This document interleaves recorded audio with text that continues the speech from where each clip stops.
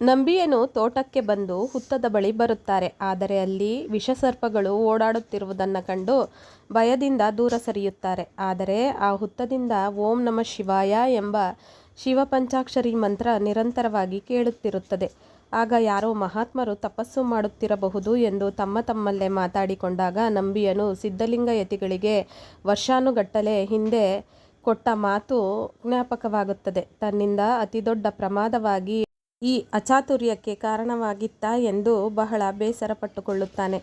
ಕೂಡಲೇ ಹುತ್ತದ ಹೊರಗೆ ನಿಂತುಕೊಂಡು ಸಿದ್ಧಲಿಂಗ ಯತಿಗಳನ್ನು ಕರೆಯುತ್ತಾನೆ. ಅದಕ್ಕೆ ಪ್ರತಿಕ್ರಿಯಿಸಿದ ಸಿದ್ಧಲಿಂಗ ಯತಿಗಳು, ತನ್ನ ಸುತ್ತ ಇರುವ ಹುತ್ತದಲ್ಲಿ ಅನೇಕ ಜೀವಿಗಳು ವಾಸವಿದ್ದು ಹುತ್ತವನ್ನು ಒಡೆದರೆ ಅವುಗಳಿಗೆ ತೊಂದರೆಯಾಗುತ್ತದೆ.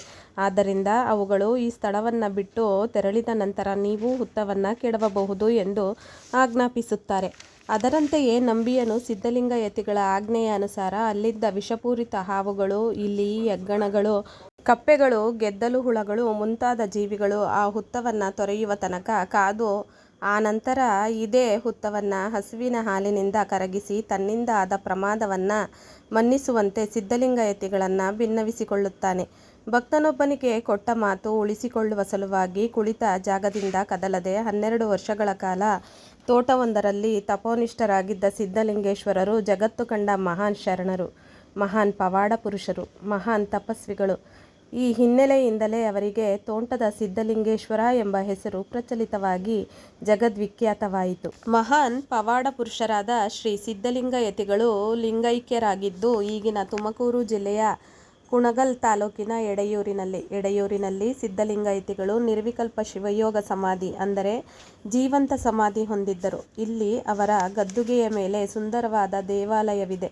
ಈ ದೇವಾಲಯವು ದ್ರಾವಿಡ ಶೈಲಿಯಲ್ಲಿದೆ. ಕೆಗ್ಗೆರೆಯನ್ನು ಅವರ ತಪೋಕ್ಷೇತ್ರ ಎನ್ನಲಾಗಿದೆ. ಎಡೆಯೂರಿನ ಬಳಿ ಕೆಗ್ಗೆರೆಯು ಸಿದ್ಧಲಿಂಗ ಯತಿಗಳ ದೀರ್ಘಕಾಲ ತಪಸ್ಸು ಮಾಡಿದ ತಪೋವನವಾಗಿದೆ. ಇಲ್ಲಿಯೂ ಸಿದ್ಧಲಿಂಗೇಶ್ವರರ ಗದ್ದುಗೆ ಮತ್ತು ದಾಸೋಹ ಮನೆ ಇದೆ. ಶ್ರೀ ಎಡೆಯೂರು ಸಿದ್ಧಲಿಂಗೇಶ್ವರರು ಕನ್ನಡ ನಾಡಿನ ಮಹಾನ್ ತಪಸ್ವಿಗಳಲ್ಲಿ ಒಬ್ಬರಾಗಿದ್ದಾರೆ.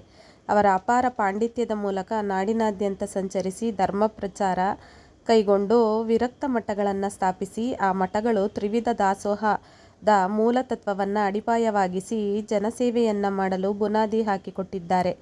ತ್ರಿವಿಧ ದಾಸೋಹ ಎಂದರೆ ಅನ್ನ, ಅಕ್ಷರ, ಆಶ್ರಯದ ಮೂಲಕ ಜಾತಿ ಭೇದವಿಲ್ಲದೆ ಸಾವಿರಾರು ಜನರಿಗೆ ಆಶ್ರಯದಾತರಾಗಿದ್ದಾರೆ.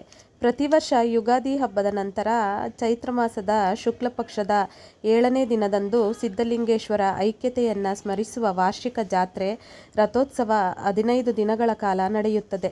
ಶ್ರೀ ತೋಂಟದ ಸಿದ್ಧಲಿಂಗೇಶ್ವರರು ತಪಸ್ಸು ಮಾಡಿದ ಮತ್ತು ಐಕ್ಯವಾದ ಸ್ಥಳಗಳು ಇಂದು ಎಡೆಯೂರು ಸಿದ್ಧಲಿಂಗೇಶ್ವರ ಕ್ಷೇತ್ರ ಎಂದು ಪ್ರಸಿದ್ಧವಾಗಿದ್ದು ಮಹಾ ತಪೋಭೂಮಿಯಾಗಿದ್ದು ಪುಣ್ಯಕ್ಷೇತ್ರವಾಗಿದೆ.